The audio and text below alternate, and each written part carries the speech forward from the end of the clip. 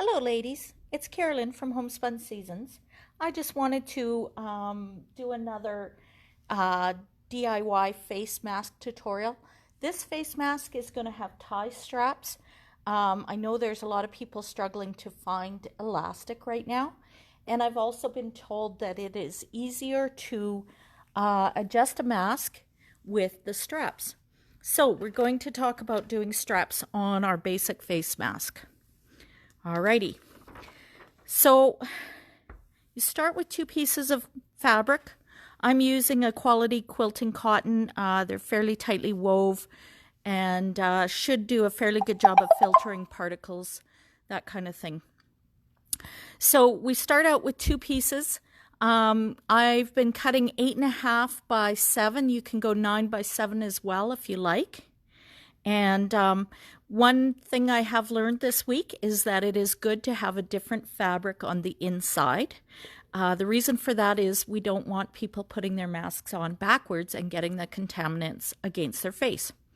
So 2 pieces of fabric. I've opted to go with a plain fabric on the inside, so it should be fairly obvious which side is in and which side is out.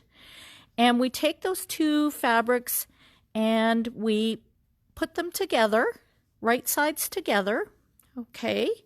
And we can use some pins just to hold them there. Okay, so just a couple of pins. It's not a big stretch, so we don't need to do a whole lot of pinning. All right.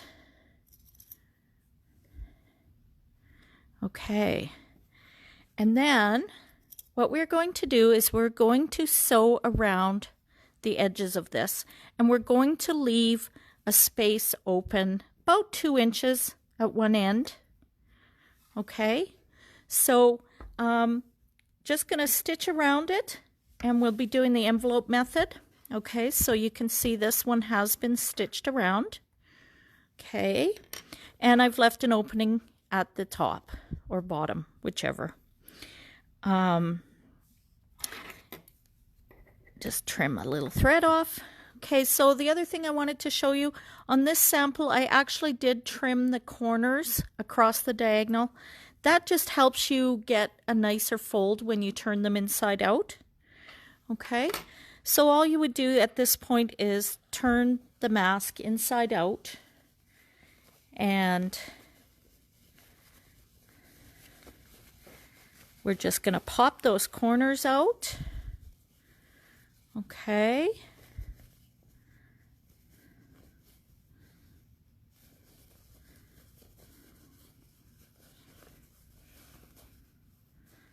All right. So I have a little sewing machine stylus that I use to poke the corners out. Okay. So we can just stick it in there. We don't want anything too sharp. Okay.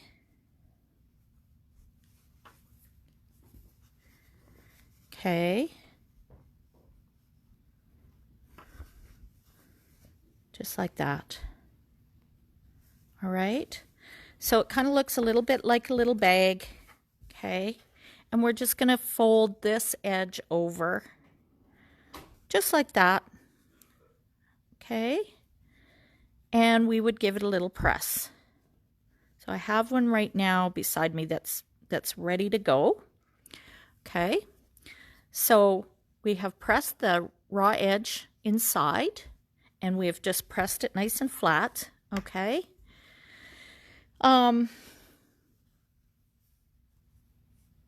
What we're going to do from here is we're going to put markings on. So here's my little diagram.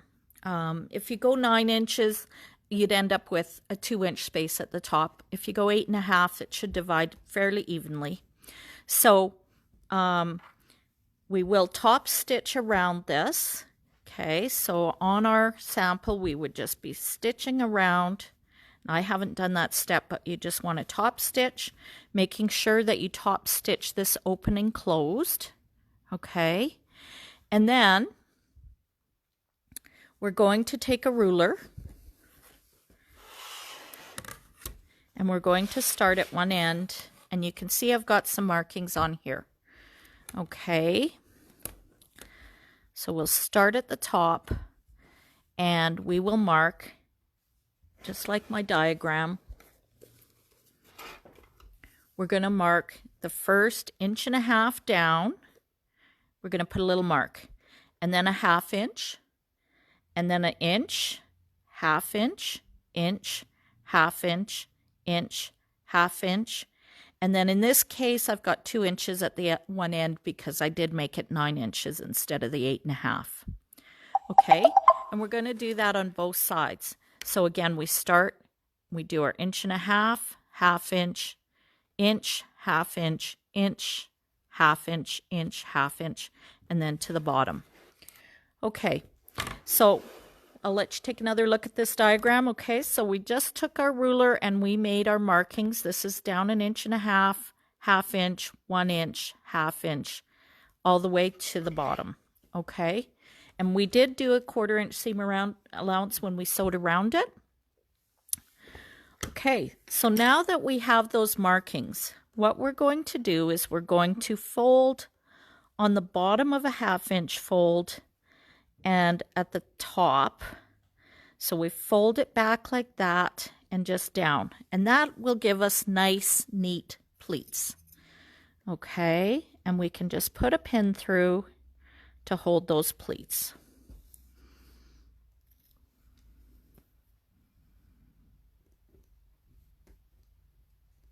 Okay, and we will do the next one.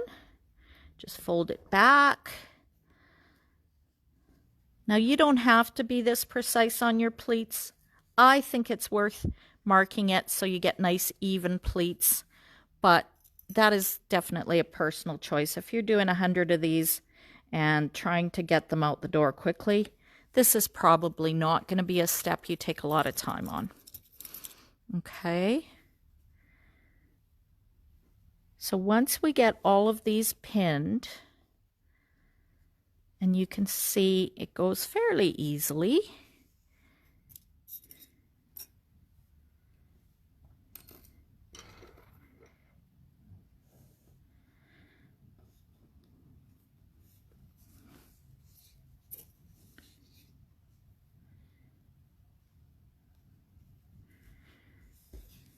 Okay, and the last one. Now, if you have directional fabric, you're going to want to make sure that you're having the direction go the long way. Okay, the 7 inches is the width, so that's narrower, and the length is the 8.5 or 9 inches. Okay, so now that I have those pinned, all I would do is take it to my sewing machine and I would stitch down these pleats, just staying close to the edge. Okay, we just want to make it so that the pleats are held in place. Okay. All right, so now as far as our straps, what I have done, and there's a couple ways you can do this. You can get extra wide bias tape. Okay, so you can just use this. This is a commercially available product, but unless you have it at home, you're probably not going to rush out and buy it because, of course, we're all trying to minimize contact. But the bias folded tape is already pressed for you. The edges are folded in, okay? And so you can just put these along your edges, okay? So you would leave a strap. Well, there you go, and really that's the important part, right? As long as you're getting time to do your hobby, then that's the good news. And I just cut with the fabric, so, you know, approximately 42 inches.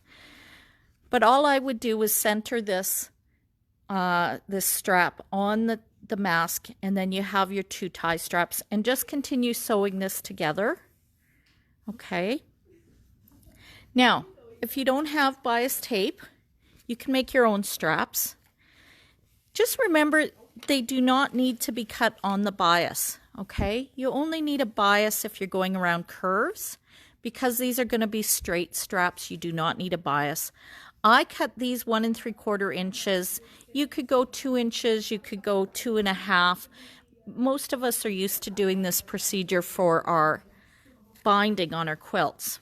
Okay, so I took the piece of fabric and I sew it in half, or sew it in half, press it in half. Okay, and then I unfold the edges and I take my edges and I fold them to my center, just like you do with making bias for your quilts. Okay, so you just press that, and then you take the other side, fold it in, and press that as well. All right.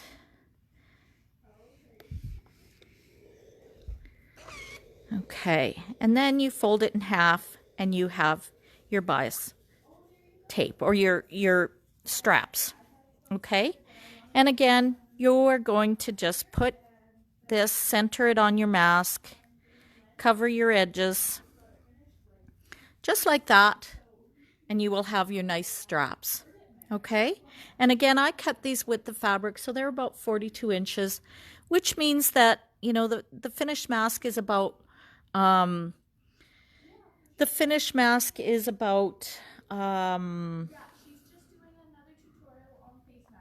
sorry, distracted. The finished mask is about 4 inches. So if it's 42, we take off 4, that's 38. So halfway would be about 19 inches of strap on either side. Now, the other method I have, and this is a great option for me, not everyone is going to have a setup like this, but I'll show you my quilt binding tool that is on my sewing machine. And this is a fabulous tool. Okay, see if I can get close there. And I don't know if you can see this. And I'm going to need an assistant fairly quick here to hold this for me. Sorry about that. Okay, so this is the bias quilt binding tool. Okay, so I've just put my strip of fabric through there, and I have marked this strip of fabric. I found the center, and then I marked 2 inches from either side. Okay, so I will show you, this just feeds my piece of fabric through, and it creates bias. And this is a one-step tool for binding your quilts, and this allows me to just quickly make these straps without any trouble, or bind my quilt for that matter. So I'm just going to grab my mask, and I will get my assistant to hold my phone. Thank you, Vanna. There you go. So we want to be able to see. Okay, so this tool will feed my strip of fabric right in under my foot, and it folds the fabric over automatically, and I just stitch, and I'm going to stitch until I find my markings on my bias fabric, so we can see what's coming out the other end. Here is a nice finished strip of fabric, so this will make a perfect tie. Okay, so I'm just going to keep stitching, and as you can see over here, my lines are starting to come into the bias tool. Okay, when we get them near the where the stitching happens, that's when we're going to slide our mask in there. So for those of you that have this quilt binding tool, this is a fabulous, easy way. You can see my blue lines here. Okay, so I would just slip this this would be like my quilt, except that it is a mask. Okay, and I'm just slipping it in here. And it stitches on and finishes the edges all in one step. Okay. And once the mask is through, I would just continue stitching. All right. So this is a very easy way to get these done quickly. And I would probably join my straps together, and just where I see my seam is where I clip and start the other side. But in this case, I have not done that. Okay, so you can see the finished product. Okay, it very nicely put this binding on my mask, and it would be ready to go. I would probably fold over the ends of my strap and just tack it down, but you could leave it just as it is. And so this would be a mask that you could just tie on. Okay, so that is the second bias or do-it-yourself face mask tutorial. This one with straps. Thank you. Thank you for watching. Check out the YouTube channel, like and subscribe, and we will be posting this video on there as well. Thanks guys, stay well, be safe, bye.